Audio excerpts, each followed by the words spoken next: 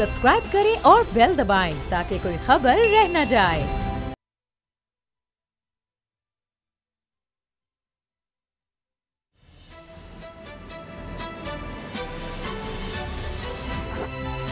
अब पता चला।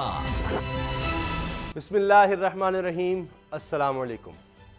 मैं हूं मोहम्मद उसामा गाजी और आप देख रहे हैं अब पता चला। तर्जुमान पाक फौज ने कश्मीर पर अहम प्रेस कॉन्फ्रेंस आज दोपहर को की, लेकिन इसका ऐलान कल ही कर दिया गया था। कल इस प्रेस कॉन्फ्रेंस का ऐलान होने के बाद से भारतीय मीडिया पर खौफ तारी था। अंदाजे लगाए जा रहे थे कि तर्जुमान पाक फौज क्या हम ऐलान करने जा रहे हैं, जबकि आज प्रेस कॉन्फ्रेंस के पूरे भारत में कोहराम मचा है। भारतीय मीडिया बाल की खाल उतार रहा है। कहीं एटमी हथियारों की नो फर्स्ट यूज पॉलिसी को लेकर खौफ तारी हुआ है, तो कहीं इसे ऐलान जंग करार देकर झूठ का मंजन बेचा जा रहा है। जिस ऐलान ने सबसे ज्यादा नींदें उड़ाई हैं वो ये है कि भारत 27 फरवरी को मत भूले। अब अगर कोई गलती की तो इसे 100 गुना बड़ा सरप्राइज मिलेगा। आज मेजर जनरल आसिफ गफूर ने भारत पर वाज़ेह कर दिया कि कश्मीर की आजादी पर कोई समझौता नहीं होगा। पाकिस्तान की एटमी हथियारों से मुतालिक नो फर्स्ट यूज की कोई पॉलिसी नहीं। जब पहला आए तो दूसरा भी चलेगा। सच यह है कि कश्मीर पर भारत को मुसलसल शिकस्त का सामना है। सिफारती महाज हो या फिर लंदन में तारीखी भारत मुखालिफ एहतजाज, बरतानवी पार्लियामेंट में कश्मीर के मामले पर जो तारीखी बहस हुई है, यूरोपीय पार्लियामेंट का जो एलामिया आया है, ये सब भारत के मुंह पर जोर का तमाचा है। ये ऐलान है कि वक्त तेजी से बदल रहा है। क्या यह तब्दीली कश्मीर में आजादी की नवीद साबित होगी? इसी पर हम बात करेंगे। असद खरल साहब मेरे आज फिर एक बहुत बड़ी एक्सक्लूसिव खबर है, सिंध से उसका ताल्लुक है और बहुत बड़ी करप्शन की अजीबो गरीब दास्तान है, वो आप तक हमने पहुंचानी है। और बाबर डोगर साहब भी मेरे साथ है, लेकिन गुफ्तगू के आगाज़ से पहले अब तक की जो अहम डेवलपमेंट्स हैं उन पर रिपोर्ट। और भारतीय जनरल का एक बयान जिस पर हम बात करेंगे, मैं अभी देख के आ रहा हूँ। उसने कहा कि दहशतगर्द हैं वो लोग जो पत्थर फेंक रहे हैं भारतीय फ़ौज पर, उनको दहशतगर्द करार दे दिया है, उनको पाकिस्तानी करार दे दिया है भारतीय जनरल ने। तो अब आप इससे अंदाज़ा लगा लें कि वो उनके साथ क्या सलूक कर रहे हैं, किस तरह उनको शहीद कर रहे हैं। जब उनको करारी दहशतगर्द दे रहे हैं, जो गोलियों के मुकाबले पर पत्थर भी फेंक रहे हैं, उसको भी दहशतगर्द करार दिया जा रहा है। असद खरल साहब, जो आसिफ गफूर साहब ने जो बात की है, जो भारत बारे में की, उस पर भी बात करेंगे, लेकिन ज़रा एक और तरफ मैं आ रहा हूँ कि पहले हम उस पर बात कर लें। ये जो उन्होंने जवाब दिया कि सौदेबाजी का सवाल ही पैदा नहीं होता, ये कौन लोग हैं जो इस तरह की बातें कर रहे हैं? जी, सौदेबाजी हो रही है कश्मीर पर, जो कश्मीर पर सियासत कर रहे हैं, जो आर्मी चीफ की एक्सटेंशन है उसके हवाले से मनफी प्रोपेगेंडा कर रहे हैं, ये कौन लोग हैं? ये क्या चाहते हैं? उसामा साहब, ये वो लोग हैं जो मुस्तरद जिनको अवाम ने कर दिया है, और इनके पास अब सिवाय कॉन्स्पिरेसी के करने की इस तरह और कोई मामला नहीं है। जिस तरीके से उन्होंने आर्मी चीफ की एक्सटेंशन को लेके जिस तरीके से सोशल मीडिया पे वामेला मचाया कि पता नहीं 40 से ज़्यादा, कि पता नहीं 100 से ज़्यादा जो बड़ी प्रमोशंस है, 125 वो रुक गई। फिर जिस तरह यूट्यूब के हवाले से उन्होंने बात की कि वो जिस तरह ऐसे थे जिस तरह वो साथ बैठे हुए थे, यूट्यूब के हवाले से जो उन्होंने बात की। फिर मेरा ख्याल है जो जनरल आसिफ गफूर बाजवा साहब जो बात की है, वो तो उन्होंने पूरी दुनिया को और भारत को दो टोक पैगाम दे दिए। मेरा ख्याल इससे ज़्यादा जो जारहाना तरीके से एक भरपूर और एक जारहाना जवाब नहीं दिया जा सकता, जब उन्होंने ये कहा कि कश्मीर हमारी सरहद है और उनका आखिरी सिपाही, आखिरी गोली और आखिरी सांस तक हम लड़ेंगे और किसी भी हद तक जाना पड़ा तो हम जाएंगे। उनका 72 साल से जिस जुल्म जबर की वो चक्की में पिस रहे हैं, अब वो वक्त करीब आन पहुंचा है। उनको हक़ खुद इरादियत की जो जद्दोजहद है, उससे ऐसा कोई रास्ता, कोई ऐसा मामला नहीं किया जाएगा जिससे उनको वो उसके मुखालफ हो या उसकी रास्ते में रुकावट बन रहा हो। तो मैं समझता हूँ कि जो उनका ये पैगाम था, वो ना सिर्फ भारत के लिए था, बल्कि दुनिया के जो बड़े बड़े ताकतवर जो मुल्क हैं, जो ताकतें आलमी, उनके लिए भी पैगाम था कि पाकिस्तान की हुकूमत, सिविलियन और अस्करी क़यादत जो है वो इस हवाले से किसी किस्म का जो कंप्रोमाइज़ है वो करने के लिए तैयार नहीं है, और किसी सूरत में भी वो कंप्रोमाइज़ नहीं करेगी, और किसी हद तक भी उसको जाना पड़ा तो वो जाएगी। जो उसामा साहब आप बात कर रहे हैं ना, ये जो मायूसियाँ फैलाने वाले लोग हैं, जो हम जब कश्मीर आवर मनाते हैं तो उस वक्त वो अपनी दशनाम तराजियों से बाज नहीं आते। मुझे ये बताएं कि ये वो वही लोग थे जिन्होंने 10 साल कश्मीर कमेटी के दौरान मौलाना फजलुर रहमान साहब की मेरा ख्याल है ज़ुबान जल जाए कि अगर उन्होंने एक भी को बयान किसी नेशनल फोरम पे या इंटरनेशनल फोरम पे, मैं तो समझता हूँ कि एक एजेंडे के तहत जो नवाज मोदी एक जो गठजोड़ था उसके बदले में शायद मौलाना फजलुर रहमान साहब को लाया गया था ताकि ये मसला जो कश्मीर है इसको बिल्कुल बैक बर्नर पे रख दिया जाए। और उसी तरह हुआ। फिर अब जिस तरीके से हुकूमत निकली है हर सतह पे हमारे खारजा पॉलिसी लेके देख ले, यानी कश्मीर के इशू को हाईलाइट जिस तरीके से किया गया है, पाकिस्तान की तारीख में शायद इतना इशू हाईलाइट नहीं हुआ होगा जितना एक सवा साल के अरसे में पाकिस्तानी हुकूमत ने सिविलियन हो या अस्करी क्यादत दोनों ने अपने एतबार से बहुत आगे जाके इसका मुकदमा लड़ा है। और यही वजह है कि आज एक कश्मीर का मसला एक आलमी मसला बन चुका है। जो जनरल आसिफ गफूर साहब ने कहा कि एक तरफ तो कश्मीर ये कहता है ये बायलैटरल इशू है, अगर वो बायलैटरल इशू है कि दो मुल्कों के दरमियान ये तनाज़ा है तो फिर उसको बैठ के हल करना चाहिए और उसको डिस्प्यूटेड मानता भी है। दूसरी तरफ उसी डिस्प्यूटेड टेरिटरी को जो उसको खुद एडमिट भी करता है, जब 370 और 35A जो है उसकी वसीयत जब ख़त्म कर देता है तो अपना ही शिमला और नेहरू मुआहदों की वो वायलेशन करता है, यानी उसके ऊपर ही वो उसके ऊपर भी कायम नहीं रहता। तो लिहाजा मैं समझता हूँ कि अब उसामा साहब 31 दिन हो गए, इनफ इज़ इनफ।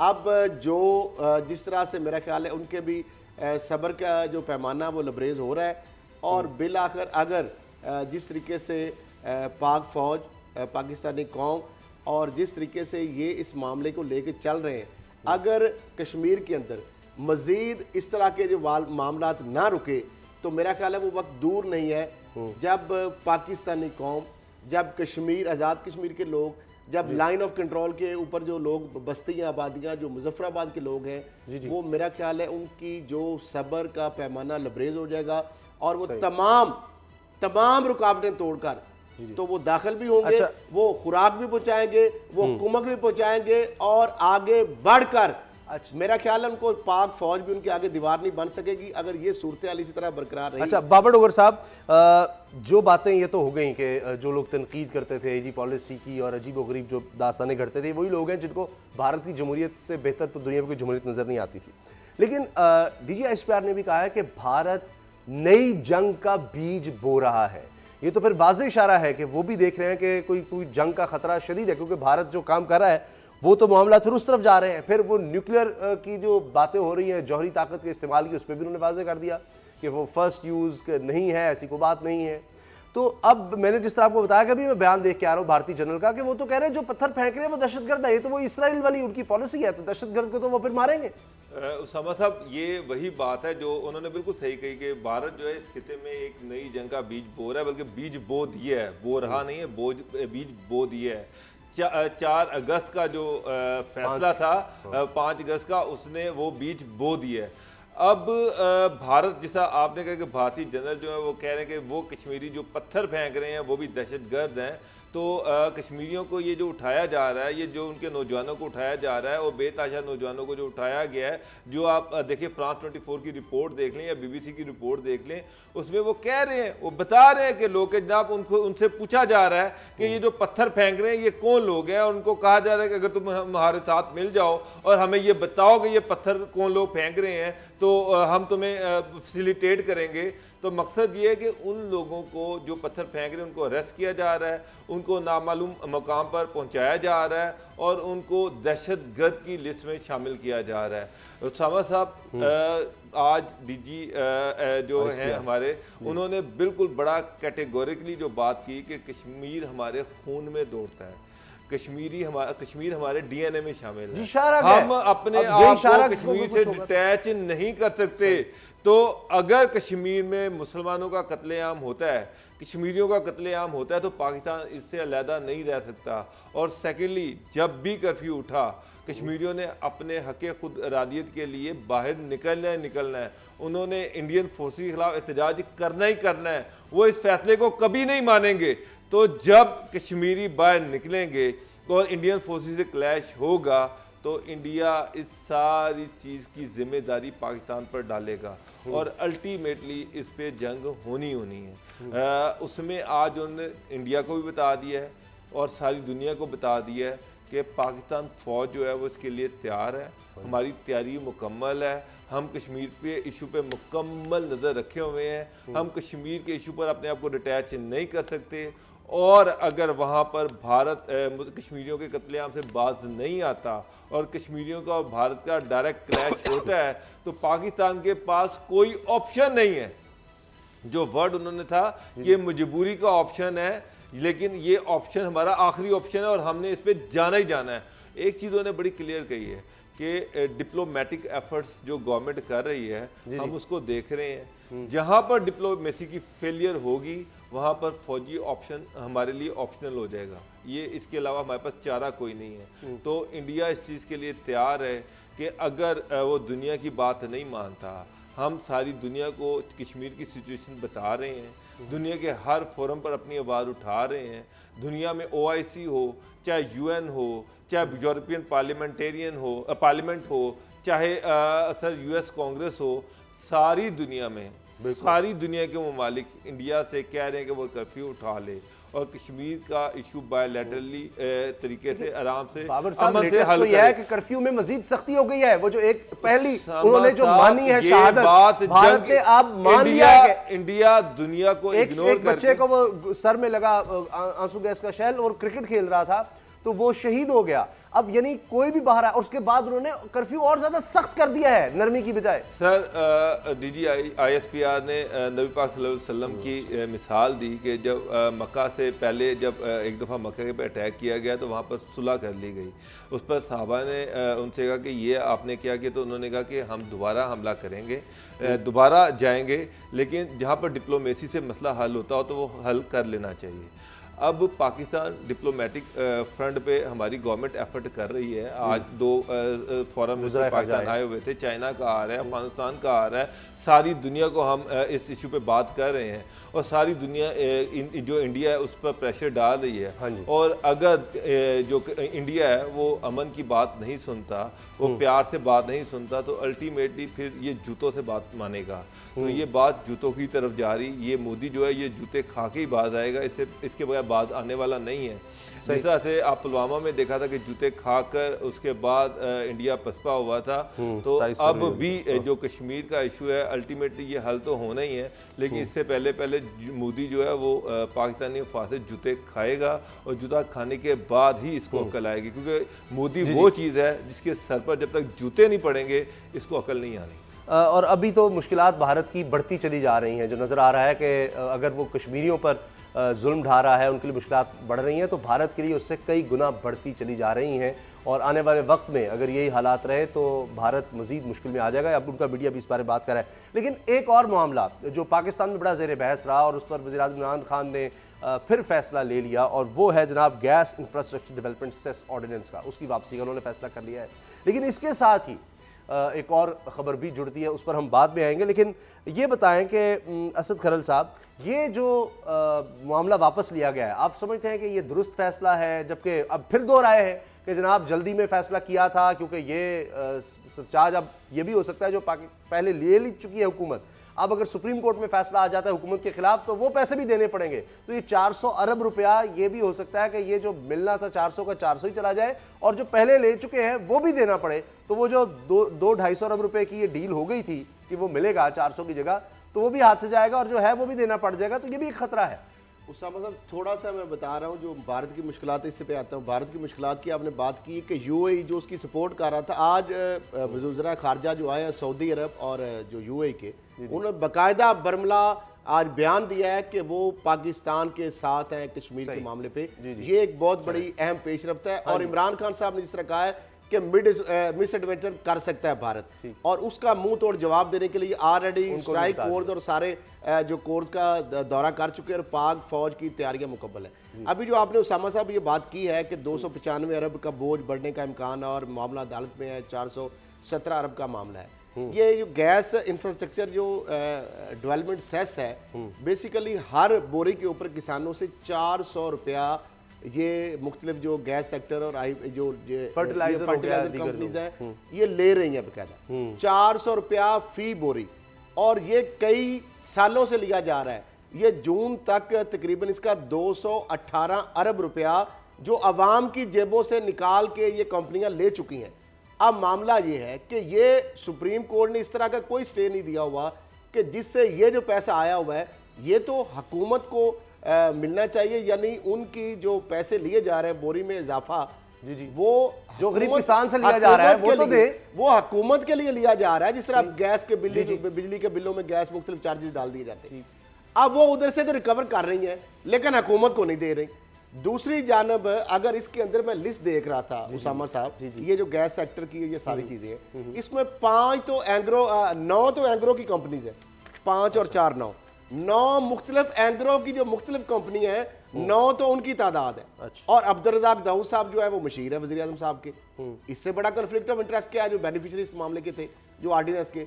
दूसरी तरफ नदीम बाबर साहब की 2 कंपनियां थी, एक कंपनी का अभी भी मानते हैं कि एक कंपनी में उनके 25% शेयर है, वो भी इसके बेनिफिशियरी हैं, जो बड़े वकील बने हुए थे और कह रहे थे कि वज़ीर आज़म को हमने बता दिया था।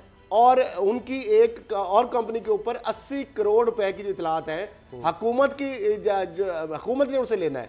तो मामला ये है कि ये जिस तरीके से इसमें अगर कल को हम गिलानी साहब की या नवाज शरीफ साहब, वज़ीर आज़म या राजा परवेज़ अशरफ की बात करते हैं, नैब के केस उनके ऊपर बनने हैं, और अगर ये स्कैम के अंदर कल को आता तो इसमें इमरान खान साहब इसके गिरफ्त में आ सकते थे। तो मैं समझता हूँ अब मामला सुप्रीम कोर्ट में गया है तो सुप्रीम कोर्ट जो फैसला करे, उन्होंने पैसे अवाम से लिए वो तो हुकूमत को देने ही उनको पड़ेंगे। बाबर डोगर साहब, मेरा नहीं ख्याल को बहुत बड़ा कोई गवर्नमेंट को कोई नुकसान। आप क्या समझते हैं, दुरुस्त फैसला है? ये भी खतरा है कि 50% तो मिल रहे थे, एक मुआहदा हो गया था, आउट ऑफ कोर्ट सेटलमेंट आप उसको कह सकते हैं एक तरह से, तो वो उससे भी हाथ धोने पड़ सकते हैं। उसामा साहब, इसमें जो सबसे अहम चीज़ है, वो जो देखने वाली चीज़ है, वो ये है कि इमरान खान साहब के मशीर हैं कौन से ऐसे लोग हैं जो खान साहब को बताए बगैर बाला ये फैसले कर रहे हैं। मेरा मतलब है कि इतना बड़ा फैसला हो गया, 228 अरब रुपया माफ़ कर दिया गया, उसका जो उसके लिए जो प्रेसिडेंशियल ऑर्डर था वो प्राइम मिनिस्टर की तरफ से एडवाइस भेजी गई, तो क्या खान साहब को उस पर इत्मीनान में नहीं लिया गया था? क्या ये मामला कैबिनेट में टेकअप नहीं हुआ? कैबिनेट में खान साहब को प्रॉपर्ली इस पर ब्रीफ नहीं किया गया? ब्रीफ करने के बाद फिर अल्टीमेटली प्राइम मिनिस्टर सेक्रेटरीट जो है वो ही उसकी एडवाइस भेजता है और उस पर प्रेसिडेंशियल जो ऑर्डर है वो आता है। तो क्या जो प्रेसिडेंशियल ऑर्डिनेंस आया है उसकी जो एडवाइस भेजी गई थी वो principal secretary to prime minister भेजता है, तो क्या उन्होंने खान साहब को प्रॉपर्ली उस पर ब्रीफ नहीं किया था? लगता तो ये पूरा एक्सप्लेन ना किया, उनको ये बताया नहीं गया कि जनाब 228 अरब रुपया कौम का जो कौम से वसूल किया गया है वो माफ़ किया जा रहा है, और उसका मुझे ये समझ नहीं आ रही। सबसे पहले 456 अरब वसूल किया गया, उसमें से आधा तो मिल रहा था, 228 अरब रुपया माफ़ किया जा रहा था, जो एग्जैक्ट फिगर है। तो उसामा साहब, खान साहब को अपनी देखना चाहिए कि उनके इर्द गिर्द कौन से लोग हैं, उनके मशीर कौन है, उनसे चीजें क्यों छुपाई जा रही हैं और किस तरह से उनको मिसगाइड किया जा रहा है। पहले सुप्रीम कोर्ट में नजरसानी की दरखास्त भी गई थी इस मामले पर और वो हुकूमत के खिलाफ फैसला आया था, फिर दोबारा से नई लेजिस्लेशन की गई इस मामले पर और उसके बाद ये फिर ऑर्डिनेंस लाया गया। तो ये इतना सिंपल नहीं है। 2 दिन पहले मैंने इसी प्रोग्राम में मैंने आपको सारी डिटेल बताई थी और मैंने ये भी कहा था कि ये गवर्नमेंट की नाअहली है कि वो इस पूरे इशू में अवाम को इत्मीनान में नहीं ले सकी।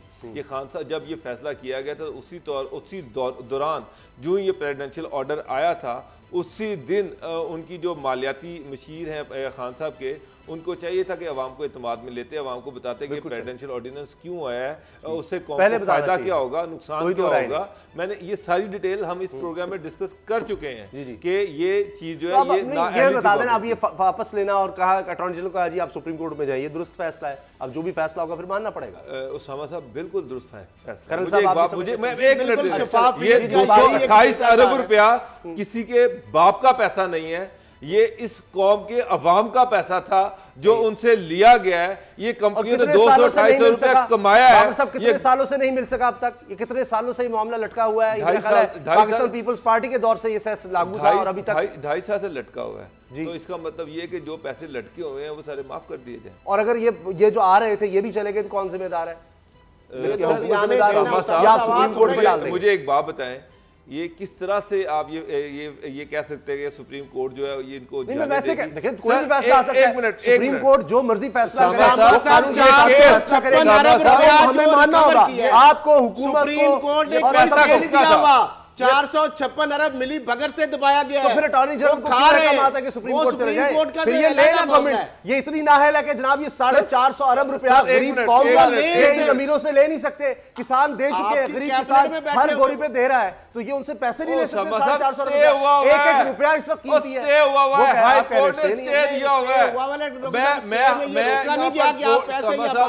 मैं कोर्ट के हवाले से कोई कमेंट नहीं करना चाहता। इस पे स्टे हुआ था। गवर्नमेंट ने कुछ मशीरान ने कुछ मालिक जो जिनके ताल्लुक जो हैं वो बड़े खौफनाक बिजनेस माफिया से हैं, उन्होंने मिलकर ये फैसला कर लिया कि ठीक है इसको आधा माफ कर देते हैं। वो 228 अरब भी इस गरीब अवाम का था, किसी का नहीं था, किसी के बाप का वो पैसा नहीं था। जनाब तो किसान दे चुका है, आम आदमी जिसको वो चीज बेची जा रही है उसके ऊपर लिखा हुआ है कि ये पैसे जनाब हम सेस में देंगे। आपने मुझे एक बात बताया, आपने जो पैसा लोगों ने पैसे ले लिए, आप जो पैसा गवर्नमेंट को दे रहे हैं, आप चाहेंगे कि वो किसी सेठ की जेब में चला जाए? कतई नहीं, क्यों? जुल्म की कमाई जो है वो किसान जो गरीब हल चलाकर धूप में सख्त गर्मी में मेहनत कर रहा है, उसका पैसा जो है वो किसी सेठ की जेब में चला जाए जो कि गवर्नमेंट के लिए था। पता नहीं सीमेंट से ले लिया हो, किस सेक्टर से, गैस तो हर सेक्टर में इस्तेमाल हो रही है, उन सबसे पैसे लेकर। अच्छा चले देखिए, लेकिन इमरान लोगों को सजा देनी चाहिए जिन लोगों ने उनको धोखे में रखा है इस बारे में कि जनाब ये इतना पैसा ले चुके हैं और उस पर फिर आधा ये जो डाका मारा गया, कोई छोटा नहीं, 200-300 अरब रुपए का, उनको जरूर कोई सजा मिलनी चाहिए। इन काली भीड़ को निकालना चाहिए अपनी सफों में से। ब्रेक लेते हैं और ब्रेक के बाद बात करेंगे नैब की तारीख की सबसे बड़ी प्ली बारगेन 10 अरब रुपया। और खरल साहब इस पर पहले ही कह चुके थे कि जरदारी साहब नहीं कोई और देगा, तो ओमनी ग्रुप 10 अरब रुपया दे रहा जाली बैंक अकाउंट्स केस में। ब्रेक के बाद तफसील।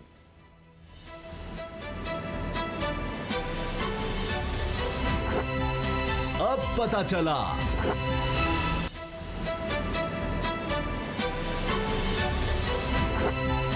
अब पता चला। पाकिस्तान की तारीख का बड़ा करप्शन केस, जाली अकाउंट्स केस। अरब हार रुपए की करप्शन उसमें सामने आई, जिसमें ओमनी ग्रुप भी था, जिसमें जरदारी ग्रुप भी था। अब बड़ी खबर आ गई है कि पाकिस्तान की तारीख की सबसे बड़ी रिकवरी, इसको हम कह सकते हैं, 10 अरब बल्कि 10.5 अरब रुपए की प्ली बारगेन होने जा रही है। मामला तय हो चुके हैं, अब बस वो जिस तरह मंजूरी होती है उसी तरफ मामला बढ़ेंगे। और ओमनी ग्रुप 10.5 अरब रुपए देने को तैयार हो गया है। और असद खरल साहब तो पहले कह चुके हैं कि जरदारी ग्रुप जो है उसके पैसे भी ओमनी ग्रुप या किसी और से दिए जाएंगे। तो एक बहुत बड़ी ये खबर है, पाकिस्तान की तारीख की सबसे बड़ी रिकवरी या प्ली बारगेन आप इसको कहें, ये होने जा रही है। और एक और खबर आपको बता दें, जो करप्शन की एक और बड़ी दास्तान सामने आ गई है। इकबाल जेड अहमद साहब, उनकी गिरफ्तारी हो गई है और 10 अरब नहीं, 20, 30, 40, 50, 60, 70, 100 अरब रुपए। मुझे अभी ब्रेक में बताया असद खरल साहब ने, 100 अरब रुपए असद खरल साहब मनी लॉन्ड्रिंग। बिल्कुल। इकबाल जैद अहमद को जो पकड़ा गया है वो JJVL के भी आपको पता है CEO और चेयरमैन है, और फिर उसके बाद फाउंडर है एसोसिएट ऑफ ग्रुप के और CEO है, और उसके साथ है ल्यूब गैस प्राइवेट लिमिटेड उसके, और ओवरऑल 6 कंपनियां जो है। नैब ने उनको जो गिरफ्तार किया है, जो उनका वारंट ऑफ अरेस्ट चेयरमैन ने साइन किया है, उस हवाले से जो इब्तदाई इंक्वायरी की गई, उनकी जो सस्पिशियस ट्रांजैक्शन रिपोर्ट हुई है, और अब तक नैब ने जो इब्तदाई इंक्वायरी की है, उन्होंने अपनी 6 कंपनियों के जरिए और मुख्तलिफ फ्रंटमैनों के जरिए 100 अरब रुपए का मजमूई तौर पर उनकी जो मनी लॉन्ड्रिंग है उसका हुजम है। 100 अरब यकीन करें सांस फूल जाता है। कश्मीर रोड से उनको पकड़ा गया है, अकाउंटेबिलिटी कोर्ट लाहौर में उनको पेश किया जाएगा, और उसके बाद कराची इंसाफ अदालत से उनका फिजिकल रिमांड लिया जाएगा। और इकबाल जैद अहमद, मुशर्रफ ने इनके बारे में कहा था, उनके भी बड़े करीबियों में शुमार होते थे पीपल्स पार्टी के साथ भी। उनका अगर मुझे दोबारा कभी इक़्तिदार मिले, हाँ जी इक़्तिदार मिले, तो 3 लोगों पर मैं फांसी पे लटकाऊंगा। पहले नंबर पे इकबाल जैद अहमद को, दूसरे नंबर पे जनरल अब्दुल कयूम को, और तीसरे नंबर पे जो शहजादा आलम जो PTA के चेयरमैन हुआ करते थे। और इसके बाद उसामा साहब, जो इकबाल जैद अहमद के हवाले से जो अहम चीज़ें सामने आ रही हैं नैब ज़राए से, उनके एक पार्टनर एक मीडिया ऑनर भी हैं। उनके एक मरियम साहिबा के इंतहाई करीबी रिश्तेदार हैं, वो भी उनके पार्टनर में उनका शुमार होता है। और एक रियल एस्टेट जो टाइकून है वो भी उनके पार्टनर में उनका शुमार होता है। और एक और मीडिया चैनल के जो है मालिक, वो भी उनके हमदर्दों में उनका शुमार होता है। 100 अरब रुपए की ये जो चीजें हैं ये सामने आने वाले दिनों में आएगी। और दूसरी जो बात आपने की है, सिंध हुकूमत और स्टील मिल की जो जमीन थी 266 एकड़ वो भी वापस की जा रही है। अब्दुल गनी मजीद और 6 लोग जो टोटल 7 मुलजम है 10 अरब 66 करोड़ की वो प्ली बार्गेन की उन्होंने दरखास्त दे दी है, बल्कि वो देने के लिए तैयार हो गए। और साथ ही 2 अरब 12 करोड़ पहले और ये 28 इंक्वायरी है ये मेगा मनी लॉन्ड्रिंग में, ये सिर्फ एक मामले के अंदर तकरीबन 13 अरब रुपए, ये तो कमाल है। 266 एकड़ जमीन। अच्छा बाबर डोगर साहब, आप क्या कहते हैं इन दोनों खबरों के बारे में? ये बहुत बड़ी खबरें दोनों। सामा साहब कल साहब ने उनके लिंक्स बताए हैं, तो उनका सबसे बड़ा जो लिंक था वो बताना भूल गए, वो है इनका ये सरदारी साहब के भी किसी दौर में राइट हैंड रहे पीपल्स पार्टी का। और LNG जो है सर, यहाँ पर उनको LNG का कॉन्ट्रैक्ट दिया गया था जिससे उन्होंने अरबों रुपए कमाए। और अब इसकी डॉक्टर आसिम साहब वाली फिर वो 450 रुपए आप याद आ रहा है, उसमें भी इनका नाम आया था, उस GIT में भी इनका नाम आया था जी। और ये जिस भी आप जो भी इंक्वायरी करेंगे उसमें कहीं ना कहीं इनका रोल लाजमी तौर पर सामने आएगा। किसी भी तरह की बड़ी करप्शन में, जी किसी भी तरह की बड़ी करप्शन में 100 अरब रुपया तो सिर्फ मनी लॉन्ड्रिंग इन्होंने की है। इनके पाकिस्तान में जो एसेट्स हैं वो तो नाकाबिले यकीन हद तक बहुत ज़्यादा हैं। लेकिन उसामा साहब, इसमें सबसे अहम चीज़ जो है कि अभी आप देख रहे हैं कि फेडरल गवर्नमेंट फिर जो है नैब लॉ में अमेंडमेंट्स लेके लाने जा रही है, और उसमें एक चीज़ जो है कि जी जो बिजनेसमैन है, जो प्राइवेट लोग हैं, उन पे हाथ नहीं डाल सकती। तो ये इकबाल अहमद जो है, इनको जो अरेस्ट किया गया, ये भी एक प्राइवेट आदमी है जिनके पास अरब रुपयों की प्रॉपर्टी। बाबर साहब, क्या किसी सरकारी ओहदे के बगैर, आप जरदारी साहब का नाम ले रहे हैं, आप डॉक्टर आसिम की बात, सरकारी ओहदा नहीं था, उनकी मिली भगत के बगैर किस तरह कोई प्राइवेट पर्सन जो है वो कर सकता है? तो जब नया प्राइवेट जब ये अमेंडमेंट आ गई तो नया प्राइवेट पर्सन को हाथ ही नहीं डाल सकेगी, तो ये इकबाल जेड अहमद जैसे मगरमच्छ जो है ये कैसे अरेस्ट? लेकिन एक करप्शन हुई है, 100 अरब रुपए की मनी लॉन्ड्रिंग सिर्फ एक केस में है, तो अगर कोई सरकारी अफसर पकड़ा जाता है और उसमें उसकी किसी ने मुआवनत किसी शख्स ने की है प्राइवेट पर्सन, तो आप उसको छोड़ देंगे? भाई ये केस अलग देखेगा, वो FBI में रेफर कर दिया जाएगा, ये अजीब मजाक हो जाएगा। मैं नहीं समझता ऐसा कानून चल तो अमेंडमेंट होने जा रही है। यही मसला देखा, इमरान खान साहब से मुलाकात कराई गई है, फिर तो सारे कई केसों में ऐसी करप्शन नहीं होगी जो किसी अकेले सरकारी अफसर ने की होगी या किसी प्राइवेट पर्सन ने अकेले ने की होगी। ऐसा हुआ जो अमेंडमेंट होने जा रही है फिर कानून खत्म है। मैं तो आपको ये बताऊंगा, जो आपको बड़ी खबर ये दे रहा हूं, ये कहा जा रहा है नहीं हो रही। अब इमरान खान साहब ये अमेंडमेंट नहीं करने जा रहे हैं। जिस तरह ये खबरें आ गई है कि ये अमेंडमेंट करवाने के लिए कौन से लोग मुतरक हुए थे, चले उम्मीद करते हैं कि ऐसा होगा, नहीं आ रही। अच्छा, खरल कहानी का वक्त हो गया है, तो सिंध से एक और बड़ी खबर आ गई है और अफसोस के साथ फिर एक करप्शन की कहानी है और अजीब व गरीब दास्तान है। खरल साहब की क्या हुआ है सभी? ये 5000 अरब करप्शन की कहानी है। 5000 अरब रुपए की जो स्टेट लैंड कमीशन, किकबैक्स और भत्ता जो है, ये उसकी कहानी है। और इसके सरगना है जनाब आसिफ अली जरदारी साहब, जो आज भी बैठ के जेल में ये सिस्टम चला रहे हैं। इस सिस्टम को पहले मंजूर कादिर काका चलाते थे, KDA, MDA, रेवेन्यू डिपार्टमेंट और कारपोरेट सेक्टर को देखते थे अनवर मजीद, और साथ उनके देखते थे इसको इकबाल मेमन जो पार्टनर है जरदारी साहब के, और पार्क लेन में भी उनका नाम है, उनके दोस्त भी हैं। फिर उनके साथ भाई थे उनके जो यूनुस कदवाई साहब। मंजूर कादिर काका भाग गए, नैब को मतलूब है 50 अरब की करप्शन में। उसके बाद यूनुस कदवाई साहब JIT में उनका नाम आ गया, वो कनाडा भाग गए जिसको यूनुस सिस्टम नाम दिया जाता था। उसके बाद इकबाल मेमन जो है वो भाग गए। उसके बाद शबीर बम्बार्ड जो है उसको JIT जो केस है फेक मनी लॉन्ड्रिंग उसके अंदर पकड़ गया। अब उसके जो सरगना है इस सिस्टम के जरदारी साहब के, वो है सुहेल खान उर्फ बाबू, जो 1996 में 16 ग्रेड में भर्ती हुए DC वेस्ट में। 2006 में उन्होंने खुद ही अपने आप को प्रमोट करके 17 ग्रेड में एक खुद ही कंप्यूटर पे लेटर बनाया कि मेरी सर्विसेज जो है मिस्टर सुहेल खान की, वो प्लेस्ड अंडर जो है डिस्पोजल ऑफ MDA। उसके बाद एडिशनल DG MDA लगे हैं। 159 एकड़ की अरबों रुपए की ज़मीन के जो फ्रॉड का मामला सामने आया ज़िला गरबी में, वहाँ पे उस ज़मीन को प्लाटिंग करके बेच भी दिया गया, सिर्फ 6 करोड़ 91 लाख 65 हज़ार में दी गई। वहाँ पे दानिश सईद जो है, जो बोर्ड ऑफ रेवेन्यू के जो सेक्रेटरी मेंबर यूटिलाइजेशन है, उनको कुर्बानी का बकरा बना दिया गया और एक बंदे को और बना दिया गया। 30 अगस्त को चीफ मिनिस्टर ने सुहेल खान बाबू और जो उनको दानिश सईद को मुअत्तल किया, और कुछ लोग जो 15 लोग और बोर्ड ऑफ रेवेन्यू के सिंध की उनको तब्दील किया गया। अब हुआ क्या कि 3 रोज के अंदर जो जरदारी सिस्टम है वो दोबारा चीफ मिनिस्टर मजबूर हो गए सोहेल खान बाबू को ना सिर्फ बहाल किया, ये नोटिफिकेशन मेरे पास कॉपी है, बल्कि 3 रोज बाद 3 सितंबर को दोबारा एडिशनल डीजी एलडीए लगा दिया।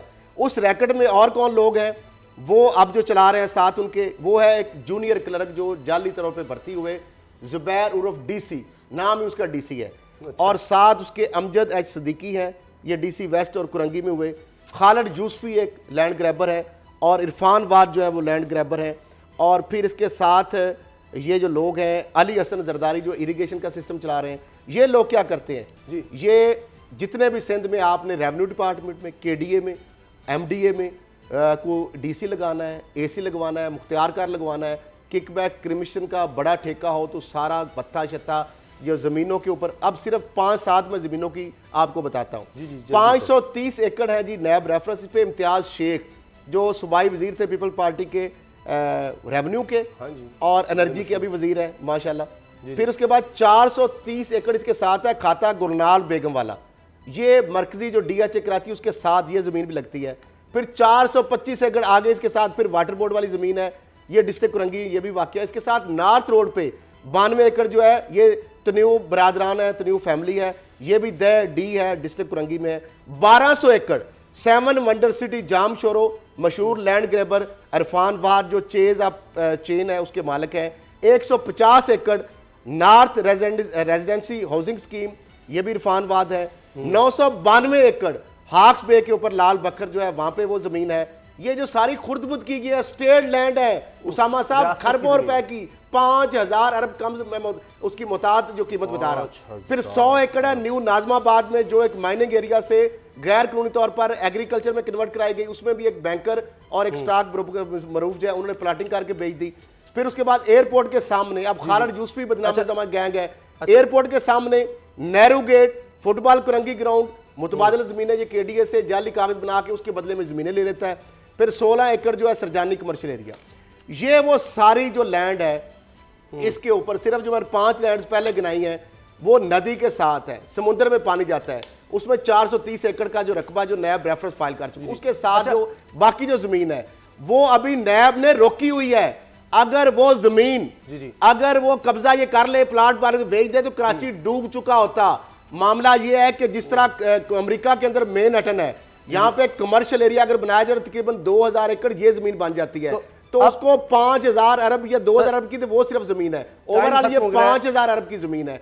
मामला ये है कि चेयरमैन नैब के मामला ये सामने है, ये डीजी नैब कराची के मामला सामने है, और वजीर आला मुराद अली शाह ने ये जो हाशम करने के लिए एंटी करप्शन को केस दिया, ये फौरी तौर पर नैब टेकओवर करे क्योंकि इसका पूरा मुराद अली शाह तक और आसिफ जरदारी तक जाता है। अच्छा बाबर डोगर साहब, कल क्या हो, आपको क्या लगता है कि कल क्या होने जा रहा है? उसामा साहब, चीफ मिनिस्टर पंजाब जो है उनका जाना ठहर गया है और बुज़दार साहब ये आपका कसूर है सर। आप वसीम अकरम प्लस कह के आपने ना वसीम अकरम प्लस साहब जब इस्लामाबाद गए थे चंद दिन पहले चीफ सेक्रेटरी के साथ, तो उस वक्त भी इमरान खान साहब ने उनकी अच्छी क्लास की थी और ख़ासे नाराज़ थे क्योंकि मेरे इत्तला के मुताबिक एजेंसीज़ ने अब उनको इमरान खान साहब को रिपोर्ट्स दी हैं जिसमें उन्होंने कहा कि किस तरह से वसीम अकरम प्लस साहब अपने ओहदे का नाजायज़ फ़ायदा उठाते रहे हैं और कहाँ पर उन्होंने अपने ओहदे का नाजायज़ फ़ायदा उठाया। मैं बड़े नरम तरीके से ये बात कर रहा हूँ। अच्छा, अगर आप इसको एक्सपेंड कर लें तो आप कह सकते हैं कि कहाँ से उन्होंने माल बनाया। जाफर बुज़दार, तूर बुज़दार, उस्मान बुज़दार, वो लंबी लिस्ट शुरू हुए तो ये एक लंबी लिस्ट है। तो उस वक्त भी इमरान खान से सख्त बुरा मनाया और जब लाहौर आए उन्होंने उनकी अच्छी क्लास ली और खान साहब का ये जो परसेप्शन था कि वो ऑनेस्ट हैं, करप्शन नहीं करेंगे, वो उनका वो परसेप्शन खत्म हो गया। तो कल से अब ये खबरें आम हो जाएंगी, जो आज आपने खबरें आम हो जाएंगी कि मुहर्रम के क्या ख़त्म होने के बाद सुन में आ रहा है कि या पंजाब में वाज़े तौर पर एक तब्दीली आ जाएगी और हो सकता है कि चीफ मिनिस्टर पंजाब और चीफ सेक्रेटरी ये दोनों ही अपने ओहदे से हो जाए। उसामा साहब, अलीम खान की इमरान खान साहब से एक तफसीली मीटिंग हो चुकी है। अलीम खान साहब काफी अरसा से वजारत नहीं ले रहे थे, अब मेरा ख्याल है वो कायल हो गए। पहले उनको सीनियर मिनिस्टर वजीर बल्दियात जो है उसका क्या वजीर बल्दियात उनको बनाया जा रहा है, उसके बाद में भी वो रिप्लेस कर सकते हैं उस्मान बुज़दार साहब को। तो कल ये भी खबरें आने लग जाएंगी। अच्छा जी, प्रोग्राम का वक्त खत्म हो गया।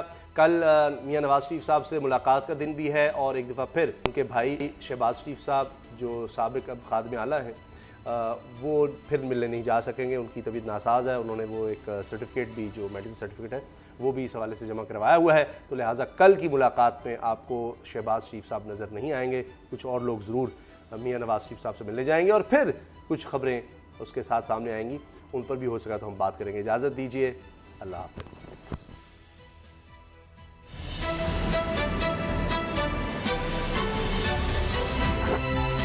अब पता चला।